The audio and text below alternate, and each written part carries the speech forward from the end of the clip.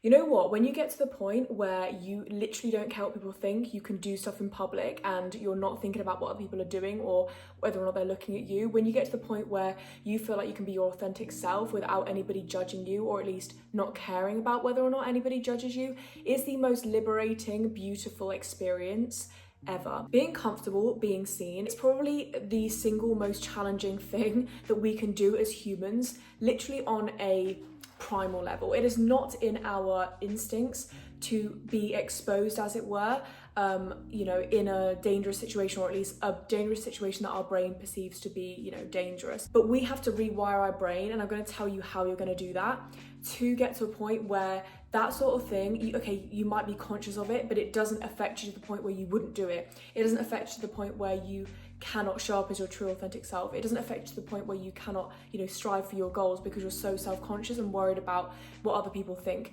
That's going to end today. We are so wired to find anything that puts us in the limelight very, very scary. So it's something that you have to practice. It's something that you have to practice every day. And that's my first point, is that this is going to be hard work that you have to do on a consistent basis. This is not going to be an overnight thing. You will have to commit yourself to the next year or so to actively seeking out situations where you have to be in the limelight. It might be big or small, it doesn't matter. It could be you walking down the street in an outfit that you love but is a bit out there compared to what other people wear. It's not average, basically. It's a cool outfit, and you've got to anticipate that other people might stare at you, especially if you live in a rural place like London. Okay, it's not really gonna be a big thing, but if you live somewhere like me in the country, wearing something like this would be very eye-catching to a lot of people, or at least drawing eyes. And then, you have to be okay with the fact that people are going to be looking at you. Try those things, or speak to a small group of people and present yourself, present your business, present what you do, talk about what your, projects are, at networking events, something like that, or even attending a networking event, putting yourself out there, doing all these little things that are going to help you elevate yourself, asking questions at work, confronting your boss about things that don't work for you and don't make you feel good. All these things, all these little actions over time are going to equip you to give off that kind of nonchalance, I know what's up, I'm confident, I don't care what anybody thinks, sort of I'm okay with being seen energy. That's ultimately what it's going to help you do. And these small things accrue and build up and build momentum. I don't like presenting, for example. I find it really, really difficult because I'm self-conscious, and I have to actively practice going to networking events or presenting even here. I had to practice presenting on YouTube. It was hard. I was so self-conscious, but only through practicing making a ton of videos on TikTok. And like I said, going to these events where I had to present my business and present myself was how I've developed a greater amount of confidence, because you're conditioning and rewiring your brain to recognize it's okay. Nothing bad is going to happen. The negative experiences are a lot less than I thought they were going to be, or negative consequences of me showing up for myself and, being loud and bold are less significant than I thought they were. Okay. And you need to do these experiences. You need to practice these things to build up a different narrative in your brain that proves to you that it is safe to stand up in front of people and talk, that it is safe to walk down the street, confident in what you're wearing and not care what people think, that it's safe to be your authentic self and set boundaries and, stand up for what you believe in. You need to rewire your brain to convince it that it's safe to do those things. So practice is how you're going to do that. When I first started YouTube, I was so shy, I was so awkward. I remember my friends being like, yeah, no, you're fine, but you're a bit awkward. And it just comes with practice. The more videos you do, for me, for example, the more confident you're going to be. And this is what leads into my second point, is that being cringe is the barrier to entry. Being cringy, weird is the cost of becoming confident. It's the cost of being, sitting in your limelight, sitting in your truth and being this confident version of yourself. You have to be cringy. You do, because initially people might look at, I don't know, what you're doing, whether that's public speaking, whether that's showing up in your most sort of authentic fashion. It might be, like I said, being a content creator. You will initially be thought of as cringy. It will be awkward. You will be awkward, nervous, jitty, you know, not this polished version of yourself. And you have to be okay with that being the case. This is something that so many people avoid, including myself, for so long. I have to like deal with the discomfort of people thinking that I'm weird, cringy, like talking about me, making comments, you know, shitting on whatever I'm doing. But you have to care more about your goals, and you have to care more about showing up for yourself and being confident than you do about other people's opinion or the potential of other people thinking that you're cringy. Being cringy is that rite of passage that you need to get through to actually hone in your skill, to actually be confident. You know, now I'm really confident on camera, but I'm only confident because I started off not being confident on camera. I started off being cringy, awkward, and like unsuccinct, unpolished. And only through that work and only through forcing myself to carry on going and being cringy for a period of time did I get to a point where I'm no longer cringy, lol, hopefully. So it's one of those things where you have to acknowledge that that period of time is going to be awkward, it's going to be not your best work, you're not going to feel that good. It's the same with presenting, you know, your first few presentations. I remember listening to a podcast of Stephen Bartlett, fantastic presenter, fantastic public speaker. So you think to yourself, oh my God, he must have always been like that. But no, he literally revealed in an interview recently that his first presentation in front of his class at school, he just like got through half of it and then ran off, I think. Something like that. He basically panicked, was like very uncomfortable, very awkward, and it just didn't go well. You have to go through those things, and I know that's horrible to think about, but you have to put yourself out there in order to learn the do's and don'ts and what works for you and what doesn't when it actually comes to presenting yourself in the spotlight. That is basically what most people don't want to endure. They don't want to go through that awkward phase. Think about all comedians. They have to go through that awkward phase of nobody laughing at their jokes.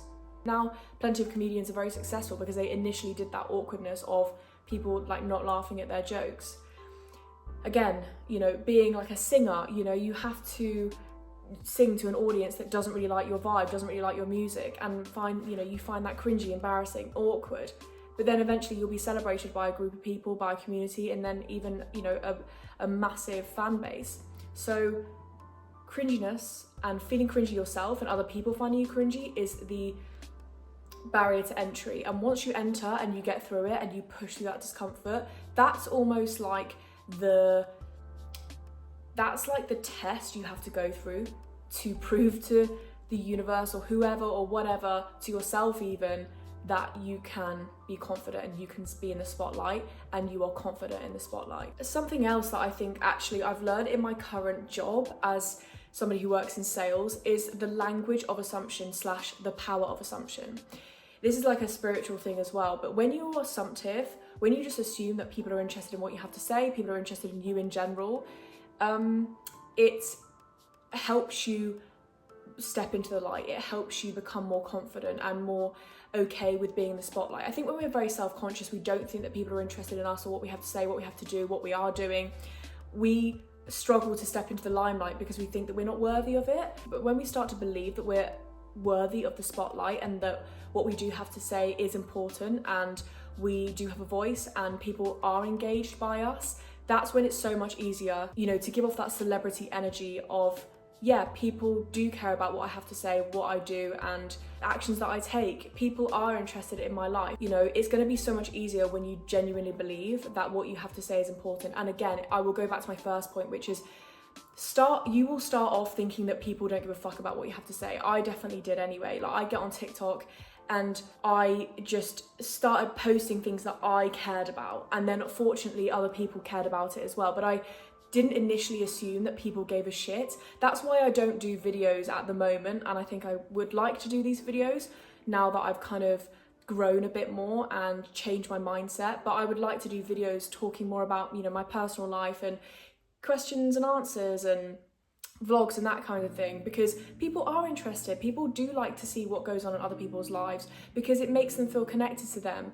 And I think that, you know, when you are kind of start off this way, you will realize that through, you know, putting yourself out there, public speaking, going on, you know, getting on video, getting online and presenting yourself, you will recognize, oh wait, people are interested in what I have to say.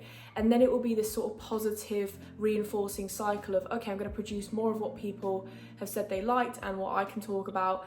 and I'm going to post more of that stuff, and then more and more people are engaged by it. So it's this really positive cycle of rewiring your brain again to recognize, wait, people do care about what I have to say. At a networking event, just assume that people are interested in your field, in your business, in what message you have. You know, assuming that what you have to say is important encourages other people to assume that what you have to say is important, and it's just this positive cycle. Being able to show up authentically and practicing showing up authentically will encourage you to be more confident and let yourself step into the limelight. When you feel like you have to shrink yourself, when you feel like you have to dim yourself down in order to get praise or acceptance from other people, that is not a recipe for success when it comes to being able to step into the limelight and step into your purpose and let yourself be seen. If you feel like the people around you prefer you when you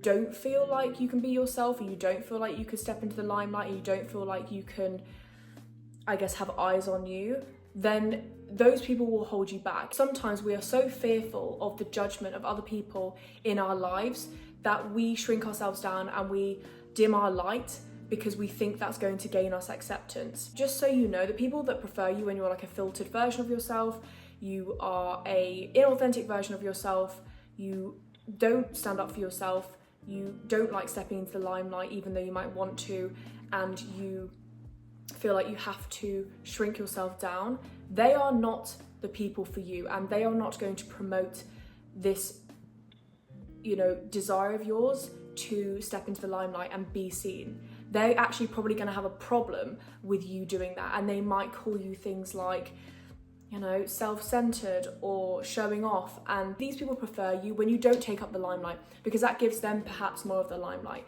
Just be very conscious of who's around you and who prefers you in this as this inauthentic version of yourself, and who would actually celebrate you stepping into the light, who would actually celebrate you, you know, being yourself and letting yourself be seen, who would celebrate your success as somebody who has eyes on them. And then think about the people that wouldn't.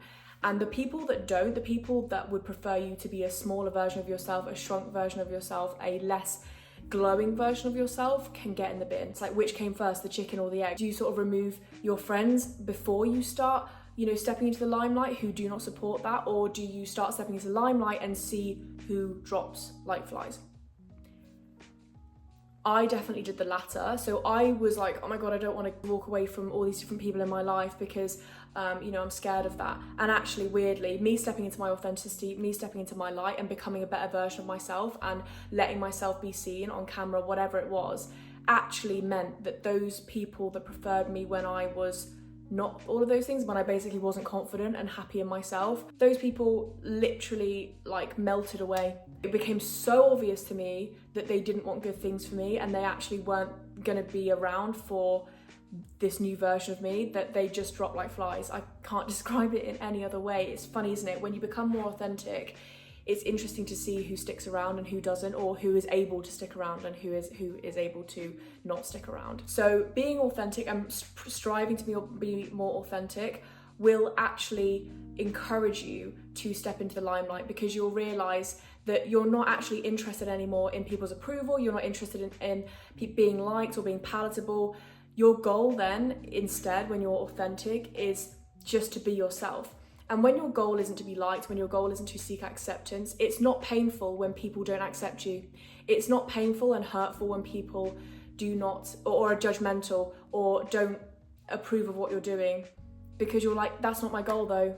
My goal is not to seek acceptance and being liked by people that maybe are mad about my confidence or authenticity. I'm more focused on just showing up authentically and doing things that make my heart feel safe and secure and at ease. Because when you're not authentic and when you feel like you have to shrink yourself for people around you, you build up so much resentment in you, and there's nothing that's worth that. There is nothing worse in the world than self-hatred and resenting yourself because you feel like you can't show up as your authentic self. And when those people, you know, that don't celebrate your authentic self move away and you move on from them, you will recognize and realize how gorgeous it is when you can just be exactly who you are and not worry about that stuff and not think, oh, is somebody looking at me, is somebody judging me, is somebody, you know, thinking that I'm weird or whatever. Anybody that thinks any of those negative things are not for you categorically, and they are not going to promote you being your authentic self. So just remember, when the goal is to be authentic, it's so much easier to step into the limelight because you're not conscious of yourself, you're not policing yourself, you haven't got this, you know, voice on your shoulder thinking, oh, should you be doing that, or isn't that a bit weird, or are you going to worry about what people think? You don't have any of that, because that's not the goal anymore. The goal is just to do things that align with you, and anybody that has a problem with that, you just think, oh, it doesn't matter. Like, it actually just doesn't matter. You know, when your goal again is to not care so much about what people think, it's so much easier to step into your light. It's so much easier to give that celebrity energy, confident energy, not give a fuck energy, when you don't have sort of voices or, you know, like observers in your head telling you what you should or should not be doing. You're just acting as your body feels is right. And I think you've also got to remember that people are projecting anyway. People that judge you in the street and looking at you and staring at you, you know, they're probably looking at you thinking, like, I'm gonna pretend that I'm being judgmental, like I'm gonna pretend that I don't approve, but actually I fucking back what this person is doing. Like, I wish that I could be confident like this person, showing up like this. Maybe when you're, you know, performing, people might be judgmental, but they're really just thinking, oh my God, I wish I had the confidence to do that. Every time I watch even somebody that's maybe not very good, performer, comedian, whatever it is, even if they're not very good, I will consistently always think to myself, fucking hell, that's amazing that they can do that, because I could not do that. And that's got to be what 99% of people think. Just know that when people are judgmental and they don't approve of what you do, and they might be thinking that you're cringy or whatever, it's literally a reflection of how they would feel in your position, not how you should feel. It's literally a reflection of how scared they are to step into the light like you are. You are reminding them of something that they are scared to do. And that's triggering, because they're thinking, oh my God, I wish I could do that and I can't. Like, they can't bring themselves to do it because they would find it cringy. They know that other people would be judgmental. Like, they would be judging themselves. They would find themselves to be cringy in doing that. So it's really just projecting of how they feel about themselves onto you. So just knowing that is so helpful when it comes to just sitting in the light and not caring what people think, when you're, you know, confident presenting, confident performing, confident in, you know, presenting yourself online, or in a networking situation, or presenting. Just know that most people do not have the confidence to step into their authentic self, and they are scared to be seen. They're looking at you and thinking, oh my God, how are they not scared to be seen?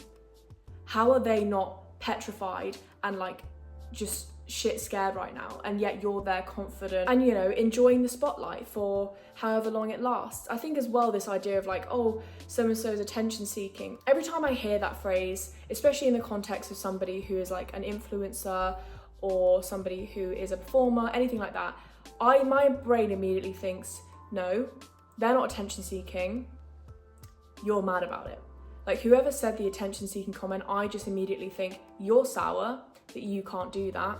That's exactly where my brain goes, and you've got to remember that that's exactly how your brain should think when you hear those kind of comments, when you hear people criticize you for stepping into the light, for standing tall and being proud of yourself. They're mad that they can't do that. They're mad that they could not ever be in that position, or at least it would take a lot for them to get to that point where they felt confident in that. When you're somebody who is magnetic, when you're somebody who draws attention in simply by existing, simply by, you know, just your energy, I don't know, some people I think are just born with this natural warmth and this natural energy, that magnetic energy that people are drawn to. And it makes people who don't really have that very, very sour. So just know that that will be what some people respond like. It's nothing to do with you. It's not because you're doing anything wrong. It's not because you're doing anything that's particularly outlandish. It's literally just because they're looking at you thinking, how do they do that? I wish I did that. How do they do that? Anyway, that is it for today's video. I hope you found some value from it. I hope you took away some helpful kind of reminders. Definitely sound down in the comments below your experience with stepping into the spotlight. You know, what has it been like for you? What's your experience? Do you feel like people have judged you? Do you feel like it's been worth it? Tell me, I'm really interested. But anyway, with that, I hope you have a fantastic remainder of your day, and I will see you in my next video. Bye.